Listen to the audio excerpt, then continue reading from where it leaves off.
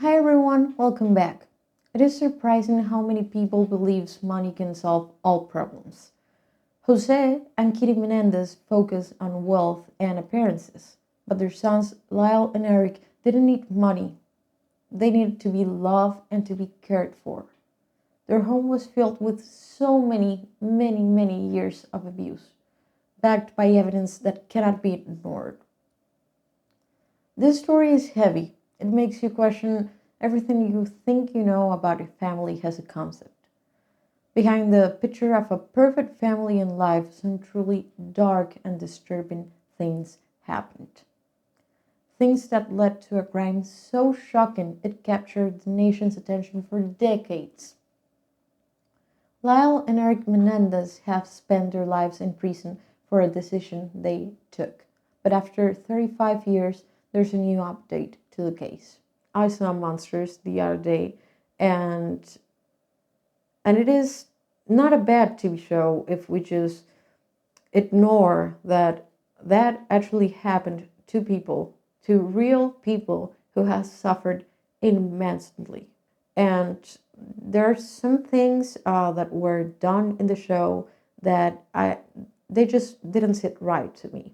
But I got in touch again with the case, so I wanted to do a video just giving the context, giving my personal opinion on the case, and talking about the differences between the TV show and real life. Because a lot of young people like me is watching the TV show without not really thinking there's a real life story behind it.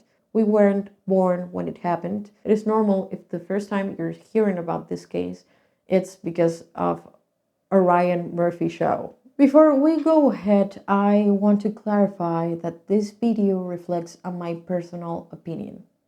I do not condone the actions taken by the brothers, but after watching the trial, I do believe their claims of abuse. So, without further ado, let's talk about a monster. Jose Menendez. He was born in Cuba. His mom spoiled him a lot. And that kind of built up his ego. Like, he was the only boy in the family, and he developed a bit of a reputation as a troublemaker and, honestly, kind of a bully. Jose was apparently a really good swimmer, so much that he got an athletic scholarship to Southern Illinois University. That's where he met Kitty Anderson, and she fell head over heels for him. Jose's family wasn't on board with this relationship. They thought he was way too young to get married, but in 1963, he and Kitty got married. The two of them moved to New York City, where Jose transferred to Queens College to study accounting. Things were simple back then, and he worked as a dishwasher, and Kitty was a teacher. Lyle was born in 1968. Kitty quit her job as a teacher, and the family moved to New Jersey. Then in 1970, they had Eric. So, on the surface, the Menendez family looked like they were living the dream. Nice home, the family looked like a beautiful family looked. By the 80s, Jose had started working for big companies like Hertz and RCA Records. And get this, while he was at RCA Records, Jose signed some huge bands like Duran Duran and even the Puerto Rican boy band Menudo. Remember this, we'll come back later. By the way, do you know the boy band Menudo had multiple members through all the years? Because every time a member would turn 16, he would be replaced by another younger singer. So they would always have young members. Here's where things get dark. Jose was super controlling. He had a very strict vision for how his son should turn out. He treated the family more like a business than a nurturing home. He didn't think of the kids as if they had their own personalities with their own dreams and likings. Not in the Menendez household. He had a plan for them, and that was the end of the story. He forced them into intense training for tennis and soccer from a really young age. Both his parents were athletes, so I guess that's where he got that obsession from. Jose was so harsh on the boys and so obsessed that he had them call him after their matches to tell him about their strategy and how it failed and what they didn't do right even if they had won. Nothing was ever enough for this man. When Lyle was about six, the abuse started. According to Lyle, Jose essayed him until he was about 8. When he was about 8, he asked his cousin Diane van der Molen if it was normal that his dad touched his privates. She, of course, went to Kitty, her aunt, who did absolutely nothing. For Eric, the abuse started at 6 too, but it didn't stop until he was 18, which is pretty terrifying when you realize that his whole childhood and teenhood was surviving and dealing with what was happening to him. That was his life, and he didn't know anything else. He thought it was normal. He asked his cousin, Andy Cano, when he was 12, if the massage his father gave him were normal. Andy suggested asking his mom, but Eric swore him to secrecy. He sadly did keep it a secret, and he didn't tell anyone until years later in the trial. It is also important to say that Kitty also abused and essayed them. She was also an enabler. Two other cousins, Alan and Kathleen, who spent summers at the home, said that Jose took the boys to their bedroom and forbid the cousins from going down the hall. Brian said he heard cries and groans coming from the bedroom. He said that Kitty would turn the TV volume really high and stop him from going upstairs to see what happened. She would abandon them in places like airports and malls. The kids, terrified, would stay put until much later she would finish whatever the hell she was doing and collect them. She would hit them. She would expose herself to Lyle, and when he put an end to her abuse towards him, it worsened. She absolutely hated all his girlfriends, calling them names. She would also do these invasive checks on Eric, searching for HIV, because she knew what was happening to him. For you to get the stress the brothers went through and how abusive Jose and Kitty were, Lyle started balding around 14 years old and also wetting the bed. Eric suffered night terrors most of his life.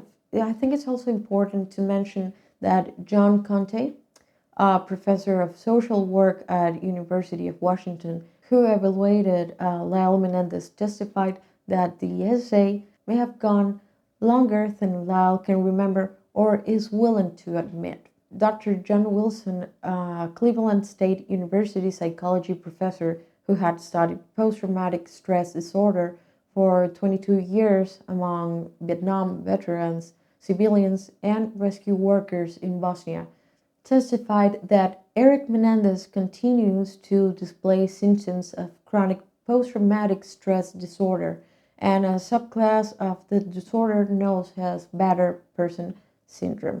Both Lyle and Eric struggled to live up their dad's massive expectations. Lyle even got into Princeton, but he was accused of plagiarizing a paper. The school gave him the option to leave voluntarily or be expelled. Jose was furious. He was so mad.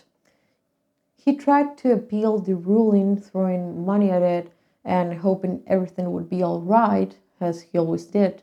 But it didn't work. So Lyle left and went back home.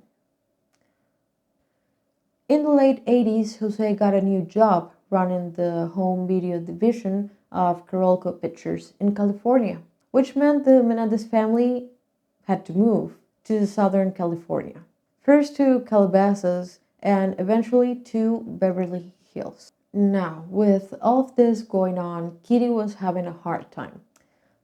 She hated the West Coast, and things worsened when she found out that Jose had been cheating on her for 8 years. I mean, she was devastated. She was even suicidal at one point, according to her therapist. She also left a letter for Eric to find. Lal even told her that if she chose to divorce Jose, he would support her and she could come live at Princeton with him. But she wouldn't leave Jose. After all he did, she wouldn't.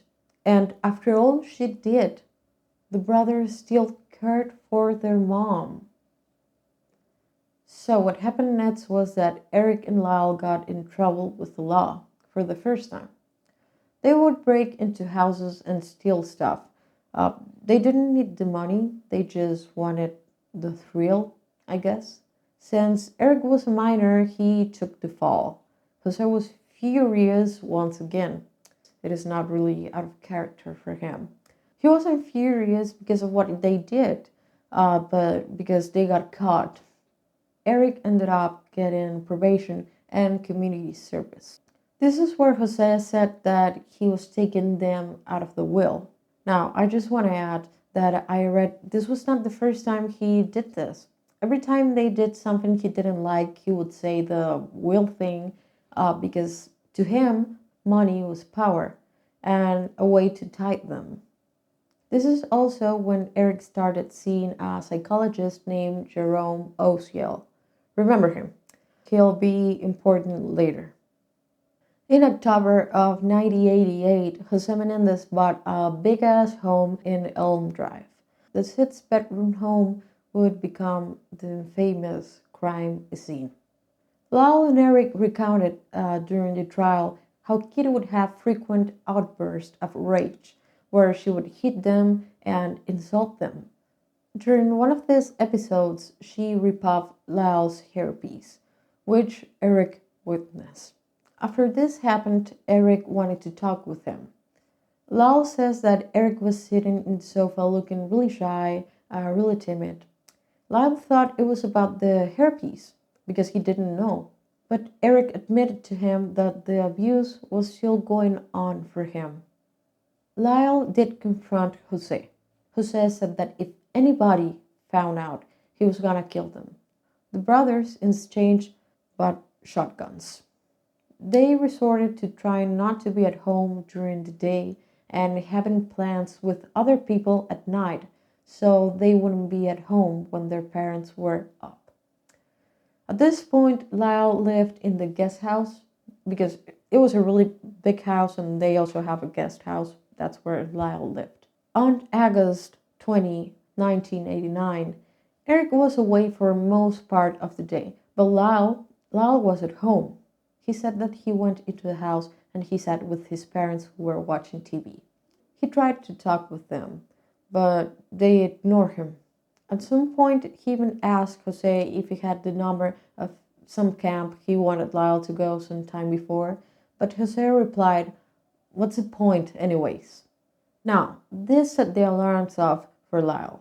He says that Jose thought that he was going around telling people or that he was going to tell people.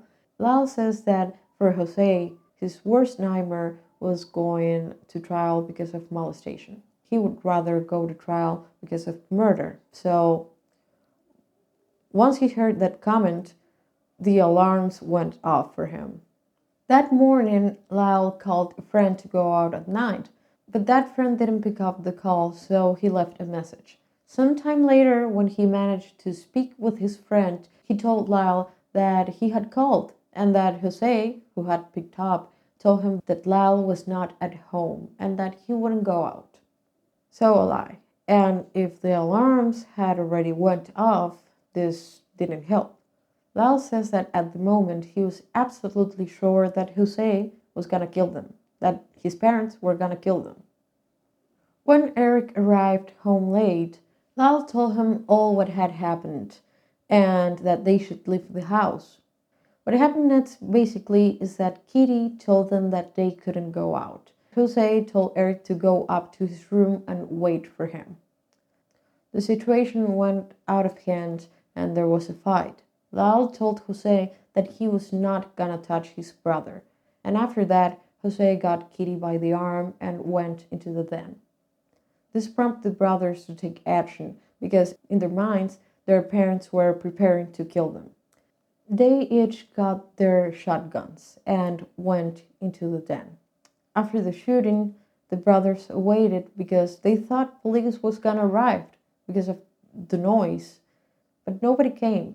They picked the shelves and the brothers drove to the movies, where they bought tickets for Batman to create an alibi. But they realized the ticket had a timestamp, so they wouldn't match up with the timeline, and they threw them away. After that, they stopped at a gas station, where they tossed the shotgun shells and their clothes into a trash can. Around 11 p.m., Lyle called their friend Berman, and he suggested they meet up at a restaurant in Beverly Hills. But soon after, Lyle changed plans, asking Berman to wait for them at the Menendez home. Lyle said that they needed to go home first to grab Eric's fake ID. When they returned home, the call happens. The call happens at 11:47. You can hear Lyle screaming that somebody killed his parents. Police didn't do a gunpowder residue test on them. It was a violent case, and police didn't think about the brothers being a possible suspect. We also gotta keep in mind that it was Beverly Hills, and these things don't happen in Beverly Hills. It is true the brothers didn't exactly keep a low profile. After it happened, they went on a spending spree for a few months. Cars, clothes, trips, tennis coaches, and a restaurant. This obviously raised a ton of red flags for police. A thing to consider is that their family says that the brothers grew up so rich, these were normal expenses for them and their lifestyle, which I know how it sounds, but these people was crazy rich, so maybe indeed it was just their lifestyle. I personally think it was a way to try to fill the void or avoid thinking about what actually happened. Because not long after, during one of his therapy sessions with Dr. Osiel, Eric ended up confessing to the murders. And get this, Osiel told his lover, Judalyn Smith, her name, it is such a big name, holy Judalyn. Osiel wanted the brothers to invest in a business, and he was actually stripped out of his license, as he should, to practice as a psychologist in 1987.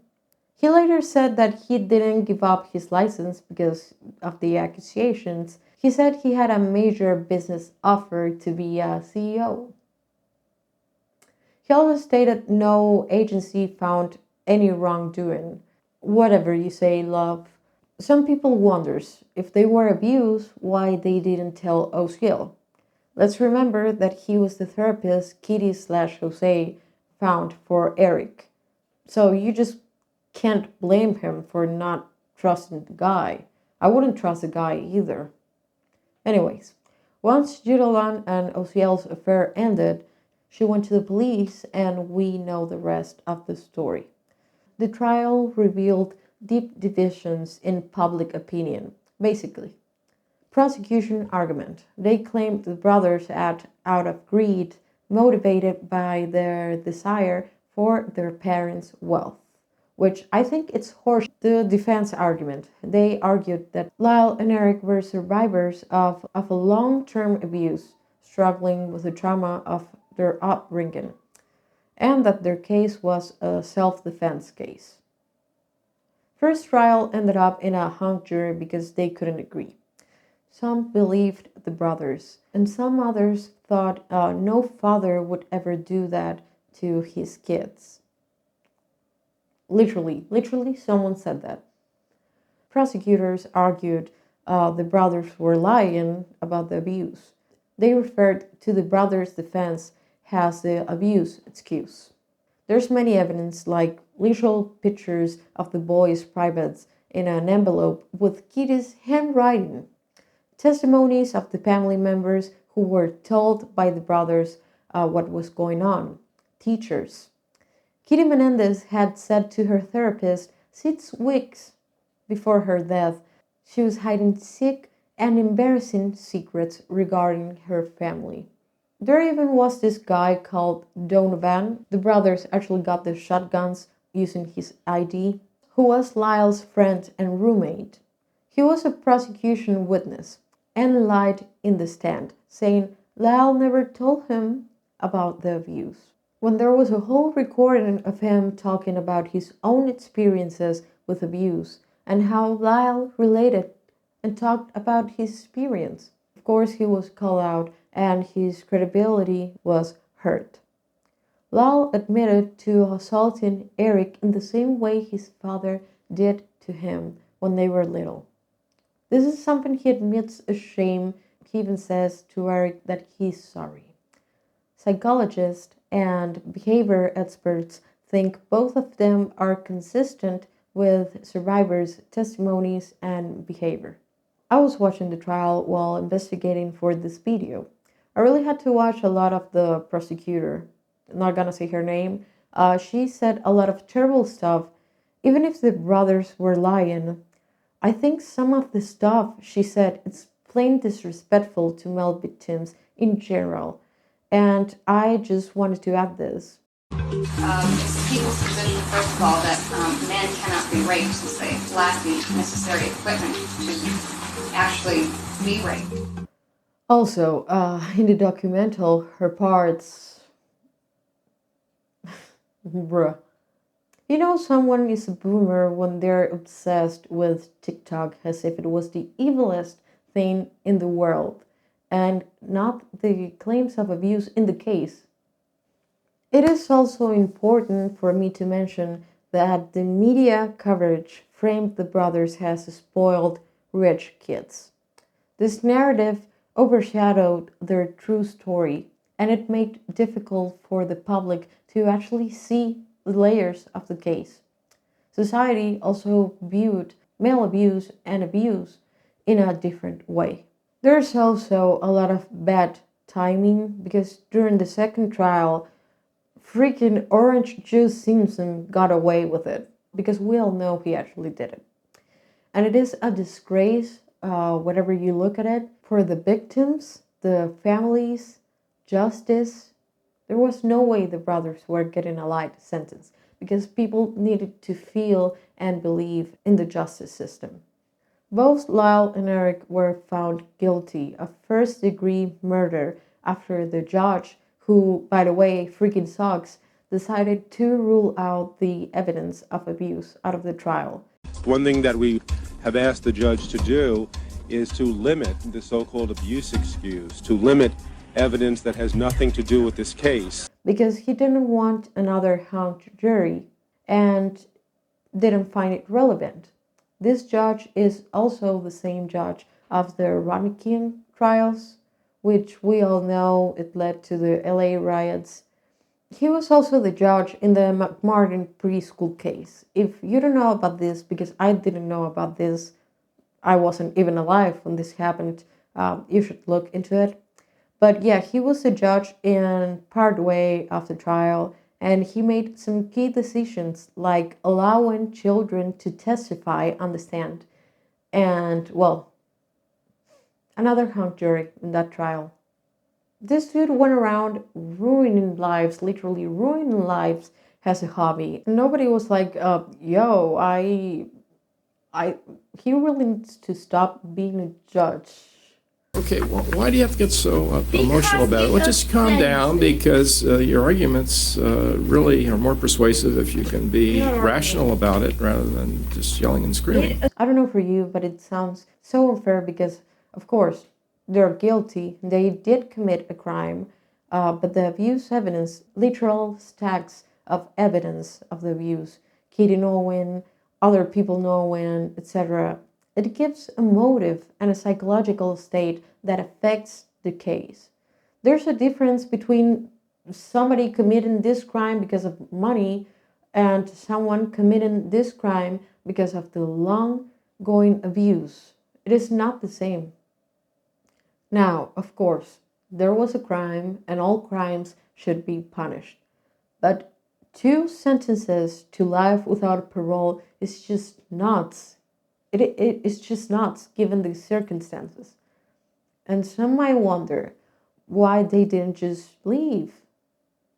But when it comes to abuse, it is rarely that simple. Abuse often becomes the survivor's entire reality, making it incredibly hard to escape. The Menendez brothers didn't feel safe going to the police, especially since their father, Jose, was well connected and had so many resources. Lyle was already in college, and Eric, he dreamed of going to Brown. He saw it as his chance to break free. But when Jose insisted that Eric stayed at home and to attend UCLA, that crushed any hope Eric had of escaping. It's really important to remember all these factors. The brothers have been serving life without the possibility of parole since 1996. Lyle back then said that getting arrested in some ways was a relief. The brothers were separated in prison until 2018, 22 years apart. I don't get the life without parole sentence, but this, what was this? Why? In 2018, they got reunited when Lyle was transferred to Eric's prison. And as soon as the guard opened that door, they both hugged each other and cried instantly. Now, this is a hard case, but there's a new update. They did, I think in 2023, they did a petition to review the case since there's new evidence.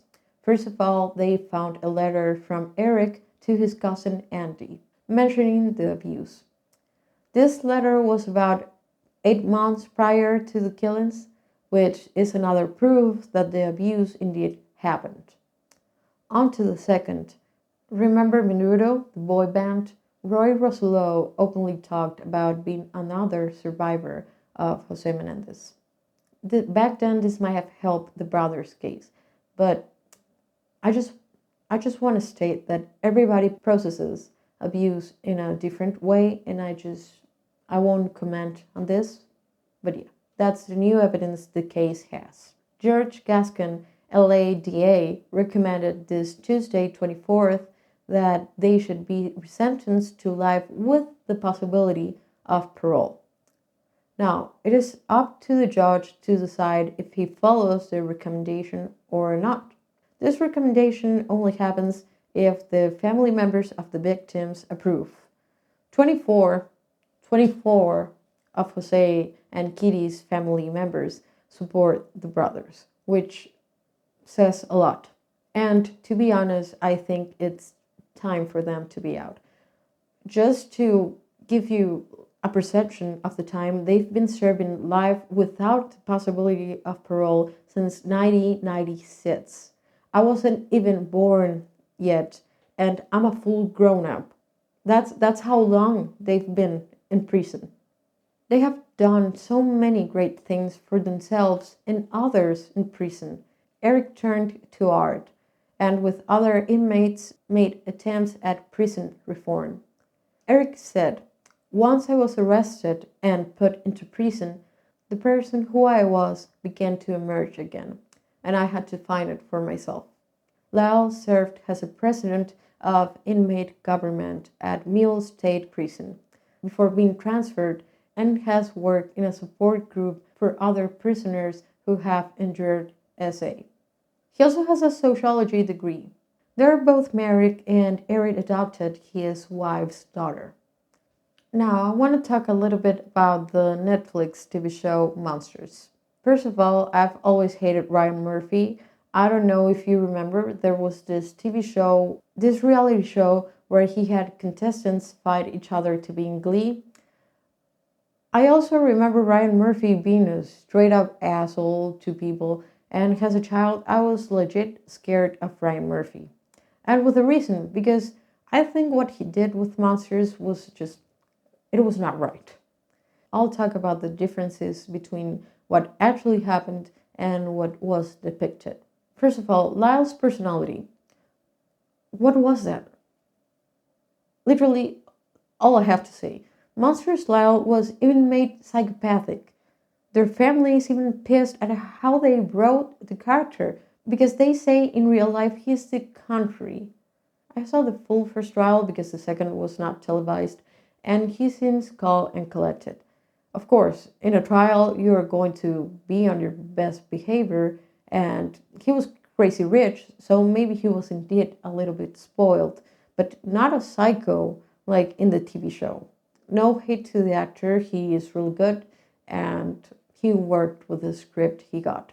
Second, Milli Vanilli's song. The brothers didn't decide to put the song. Jose's employer hired an event planner, and some Milli Vanillis were played as people arrived and left. Because Jose liked them. Like, yeah, I know. Third, Lyle's tapes to Norma Novelli. Listen, I heard them, and I can tell you, Lyle won't stop talking. Like, Jesus, I imagine being his lawyer, being like, boy, shut up. Uh, but nothing like in the show. In the show, he says that he should win an Oscar. Nothing. Lyle says that since he went through, that he's a very emotional person because of what he went through. And he believes he can reach the jury and they will see what he has gone through. That's that. They're in YouTube, like you can see them. Prison escape. Sheriff's office said that they found a letter from Lyle to Eric talking about escaping. The letter was 17 pages long and it talked about how he loved his parents and that they couldn't talk because of his dad's legacy. And only they knew what they went through. At the end, it say, destroy it after you read, or something like that. But Eric found the letter to be so beautiful that he kept it to show Leslie Abramson, his lawyer, and forgot to destroy it. Time later, the sheriff's office retracted and said, oh, the brothers weren't actually planning to escape, or bad. But in the TV show, they portray it as crazy escaping plan with Eric, and that was the letter. The alleged relationship between the brothers in the TV show. Literally, what was that? I understand wanting to show different perspectives, but this wasn't even a perspective. That was show Dominic June being weird. And I find it extremely disrespectful to the brothers to include this storyline given all they went through. So that was disgusting, to be honest. That was unnecessarily bad. Now, these are the differences that I saw that I was like, no. Maybe there's more, maybe not. You can leave a comment if you find something not to be accurate. In conclusion, I personally believe the brothers. I think we are all entitled to our own opinions, and this is mine. I think the show portrays them in a unnecessarily bad light, and the brothers actually hated the show. If you want to research this case and form your own opinion, I recommend watching the trial. It is really long, but again, it is out there. This is my opinion. I do think there's a lot of victim blaming in the law and society. And I feel the way this case was handled, it was plain atrocious. Even though there are discouraging aspects in this case, I believe we've come a long way since then. I'll put a link with resources if you need them. But I just wanted to say that your journey is important and every step you take shows so much strength. And remember, you're not alone. It was a hard video to do. But well, there's maybe a new hope. We'll see. And thanks for watching. If I made any mistake, please let me know, because I just don't want to go around giving false information, giving fake news. If you like how I did this video, you can give me a like and subscribe. Bye.